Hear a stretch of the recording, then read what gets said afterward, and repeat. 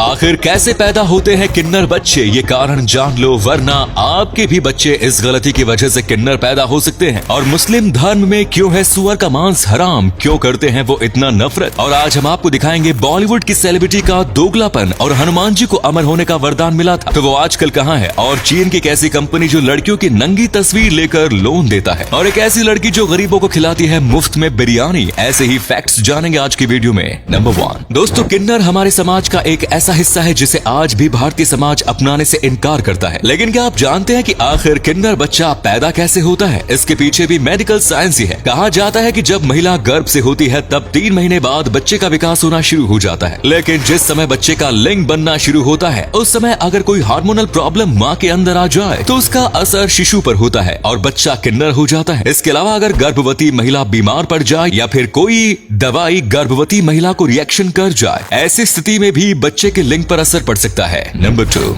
दोस्तों, भूख इंसान से क्या क्या नहीं करवा सकती। अगर इंसान भूखा है तो वो कुछ भी कर गुजरने को तैयार हो जाता है। और आखिर सारा माजरा खाने का ही तो है। सिर्फ 2 वक्त की रोटी के लिए हम दिन रात मेहनत करते हैं। ऐसे ही मेहनत करते हैं महाराष्ट्र के एक 14 साल की बालिका कार्तिका। कार्तिका एक मोटर गैराज में काम करती है क्योंकि उसके परिवार में कमा कर लाने वाला कोई नहीं है और वो अपने परिवार का इकलौता सहारा है। कार्तिका एक इंग्लिश मीडियम स्कूल में पढ़ती है और साथ ही रॉयल एनफील्ड को दुरुस्त करने में इसे महारत हासिल है। कार्तिका यहाँ पर पार्ट टाइम जॉब करती है और जो भी कमाई होती है उसे अपना और अपने घर वालों का खर्च निकालती है। नंबर 3 दोस्तों, आपको क्या लगता है हमारे बॉलीवुड सेलिब्रिटीज टीवी पर जो प्रोडक्ट बेचते हैं क्या वो सच में उन्हें इस्तेमाल भी करते हैं? बिल्कुल नहीं। एक रिसर्च में पता लगाया गया है कि बॉलीवुड के 83% सेलिब्रिटीज जिन प्रोडक्ट को प्रमोट करते हैं उनका इस्तेमाल बिल्कुल भी नहीं करते। इन सेलिब्रिटीज का कहना है कि वो 100% ऑर्गेनिक और नेचुरल प्रोडक्ट्स ही यूज करते हैं और नेशनल टेलीविजन पर जिन प्रोडक्ट का प्रमोशन उनके द्वारा किया जाता है वो टॉक्सिक और अनसेफ हो सकते हैं। इसलिए दोस्तों आप भी ध्यान रखें, टेलीविजन पर प्रमोट किया जाने वाला हर प्रोडक्ट इस्तेमाल करने लायक नहीं होता। इसलिए सिर्फ सेलिब्रिटी के प्रमोशन करने पर हर प्रोडक्ट को ना खरीदे, खुद की सोच और समझ से इस्तेमाल करें। नंबर 4 दोस्तों, ये बात तो हम सभी जानते हैं कि हनुमान जी को भगवान राम ने चिरंजीवी होने का वरदान दिया था। लेकिन भगवान राम के जाने के बाद आखिर हनुमान जी कहाँ चले गए? क्या आज भी वो इस धरती पर मौजूद हैं?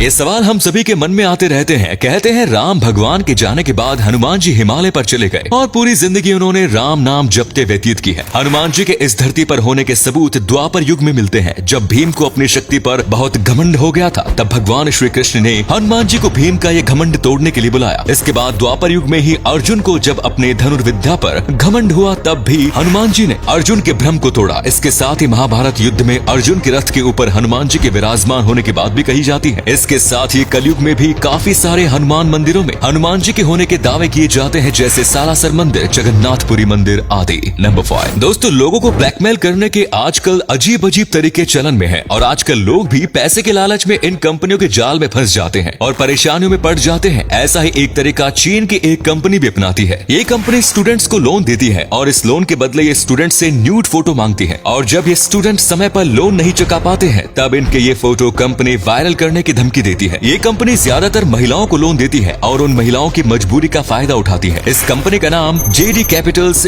जिया दाइबाओ है। नंबर 6 क्या आप जानते हैं मुस्लिम लोग या फिर इस्लाम धर्म को मानने वाले लोग सुअर का मांस नहीं खाते? हालांकि इसके अलावा इस्लाम धर्म में हर तरह के मांस या मीट खाना धर्म समझा जाता है, लेकिन ये लोग सुअर के मांस को खाना हराम मानते हैं। इस्लाम धर्म में सुअर के मांस ना खाना बताया गया है और इस्लाम धर्म को मानने वाले अधिकतर लोग उनके धर्म के हिसाब से ही चलते हैं। यही कारण है कि ये लोग सुअर के मांस को नहीं खाते। मुसलमानों की पवित्र किताब कुरान शरीफ में शराब और सुअर के मांस को हराम बताया गया है। इसी वजह से मुस्लिम लोग सुअर का मांस नहीं खाते। साथ ही इस्लाम धर्म में बिना हलाल किए मांस खाना भी हराम है, यानी कि अगर कोई जानवर एक्सीडेंट से या बीमारी से मरा है तब उसका भी मांस नहीं खाया जा सकता। अगर किसी जानवर की अल्लाह के नाम पर बलि दी जाती है सिर्फ वही मांस खाने लायक है। नंबर 7 दोस्तों, ये दुनिया एक रेस है और इस रेस में अगर आपको आगे रहना है या जीतना है तो हर वो काम करना होगा जो कि दूसरों से अलग हो। इसी तरह का एक काम जीन्स बनाने की कंपनी भी करती है। हम देखते हैं कि दुनिया में हजारों तरह की कंपनी वाली जीन्स आती है लेकिन लोग उन्हें खरीदना पसंद करते हैं जो कुछ हटके हो। और ऐसे ही एक जीन्स की कंपनी जिसका नाम है जू जीन्स, ये अपने जीन्स को बनाने के लिए अलग तरह के तरीके अपनाती है। ये कंपनी जीन्स को शेर और चीते के दांतों से फड़वा कर उन पर डिजाइन करवाती है। तो देखा आपने दोस्तों, इनका तरीका कितना अलग है। नंबर 8, दोस्तों कहते हैं अगर हमारी नियत साफ हो तो ऊपर वाला भी साथ जरूर देता है। और ऐसा ही एक काम करती है तमिलनाडु के कोयम्बटूर की सफरीना। सफरीना एक बिरयानी का स्टॉल लगाती है और उसी से अपना जीवन यापन करती है। ये महिला लोगों को 20 रुपए प्रति प्लेट बिरयानी देती है, लेकिन शहर के भूखे और गरीब लोगों को सफरीना यही बिरयानी की प्लेट मुफ्त में देती है, जिससे कि उन भूखे लोगों का पेट भर सके। इस महिला का ये काम वाकई काबिल तारीफ है।